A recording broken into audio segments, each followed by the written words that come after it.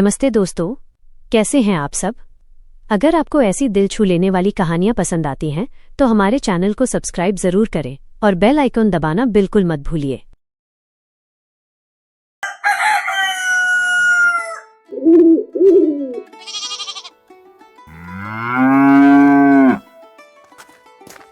सिम्बानगर शहर में आर्यन नाम का एक मेहनती लड़का अपनी पत्नी जिया के साथ अपने बड़े भाई संदीप और भाभी प्रीति के घर में रहता था। आर्यन बहुत सीधा सादा और मेहनती इंसान था। वो अपने पिता की छोटी सी बिरयानी की दुकान पर काम करता था, जबकि जिया घर का सारा काम अकेले संभालती थी। लेकिन उसकी भाभी प्रीति बहुत लालची और नकचढ़ी थी। उसे बिल्कुल पसंद नहीं था कि आर्यन और जिया उस घर में रहें। एक रात प्रीति अपने पति संदीप से बोली, सुनिए जी, मैं अब और उन दोनों के साथ नहीं रह सकती। मुझे नहीं चाहिए कि पिताजी की जमीन जायदाद में उनका हिस्सा हो। आखिर कब तक हम उनका बोझ उठाते रहेंगे।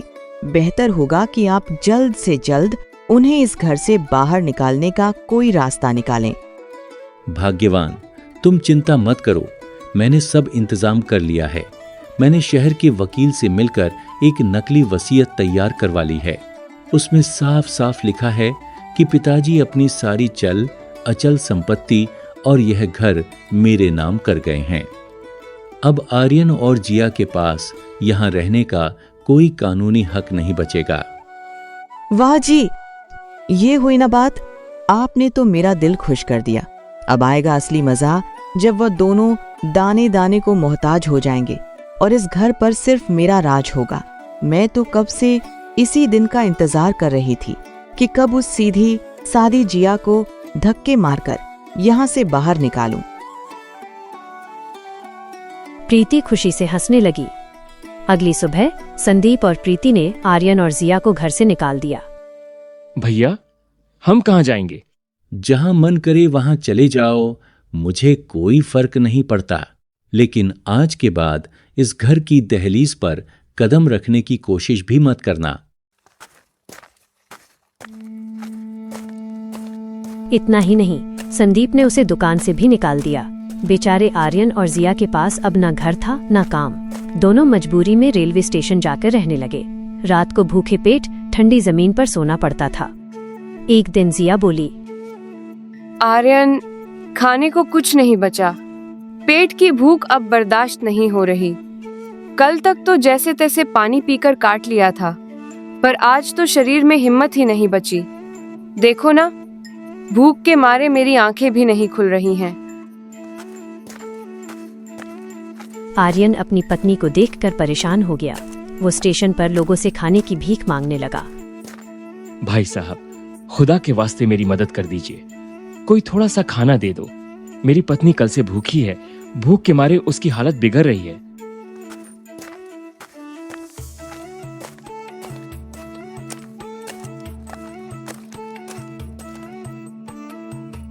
अंकल, आप रोइए मत। देखिए, मेरे पास ये खाने का डिब्बा है। आज मुझे भूख नहीं लग रही, इसलिए मैंने इसे खोला भी नहीं। इसमें मोमोज और बिरयानी है। आप ये ले लीजिए और अपनी पत्नी को खिला दीजिए, उन्हें बहुत अच्छा लगेगा। बेटी, भगवान तुम्हें हमेशा खुश रखे। तभी पास में बैठी एक बूढ़ी औरत कमजोर आवाज में बोली, बेटा, मुझे भी थोड़ा खाना दे दो।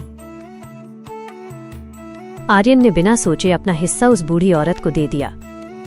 माँ जी, मुझे बस इतना चाहिए था जिससे मेरी पत्नी का पेट भर जाए। अचानक बूढ़ी औरत चमकने लगी और देखते ही देखते वो एक परी में बदल गई। आर्यन और जिया हैरान रह गए। परी मुस्कुराकर बोली, मैं तुम्हारी अच्छाई की परीक्षा ले रही थी। तुम खुद भूखे थे, फिर भी तुमने दूसरों को खाना दिया। अब से तुम्हारी जिंदगी बदल जाएगी।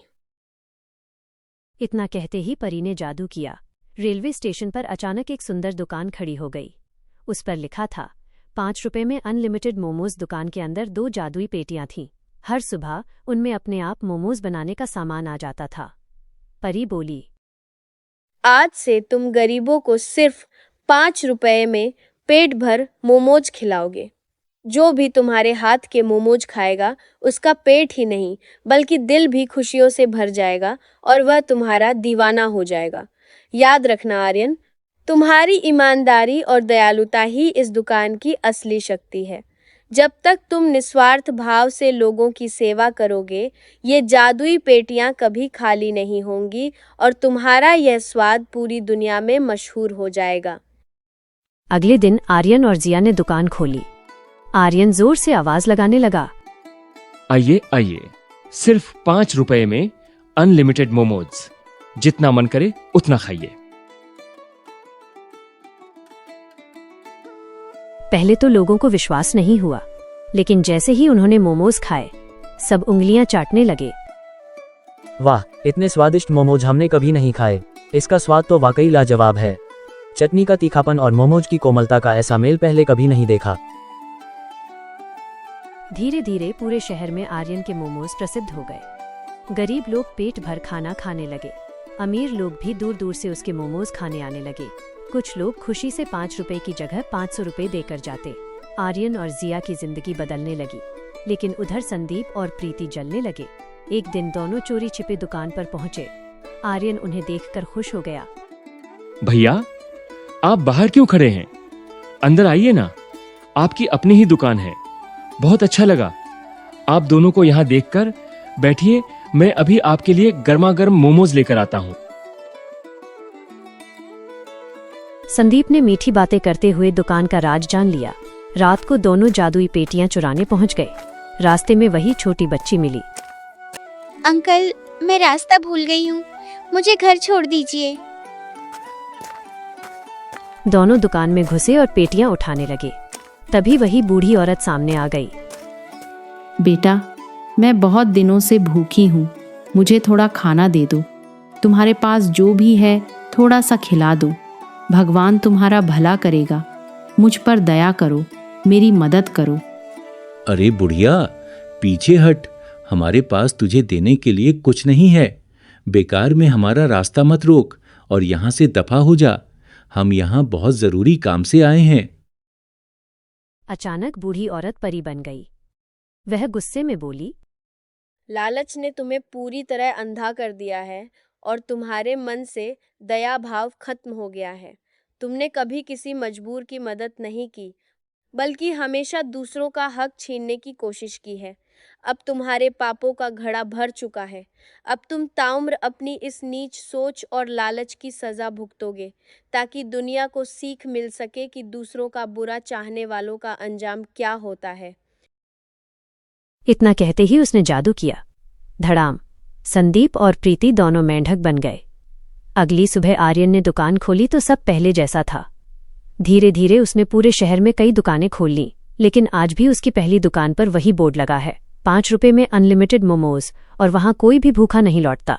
शिक्षा, अच्छे दिल वाले इंसान की मदद भगवान जरूर करते हैं। लालच इंसान को हमेशा बर्बादी की तरफ ले जाता है।